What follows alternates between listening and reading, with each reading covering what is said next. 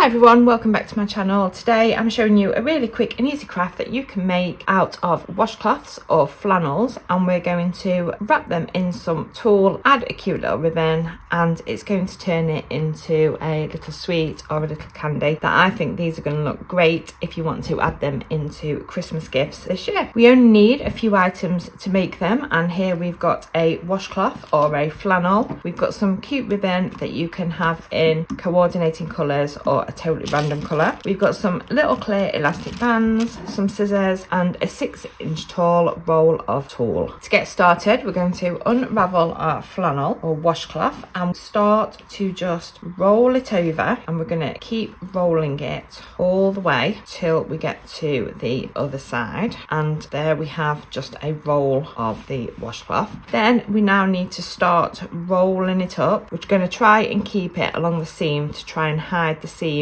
inside of the washcloth or the flannel, and it's going to give us a roll like that. Then taking the clear elastic hairband, we are literally going to place that around it because that's going to hold it all together and stop it from unraveling, but it just saves using any pins or anything like that. Next, take the tulle, and it's not very clear to see, but we're going to roll out and cut 4 strips the same size of the tulle. Doesn't matter if they're not all perfectly the same size because we will end up trimming them down. And again, you can use tulle in any colour. If you've got the colour that matches your flannel, then that is perfect. Then we're going to take 2 pieces and leave it at the bottom, pop the flannel in the middle, and then pop 2 pieces over the top like so. Choose which side of the flannel washcloth is the best side, and then we can make that the top. So then we can wrap the tulle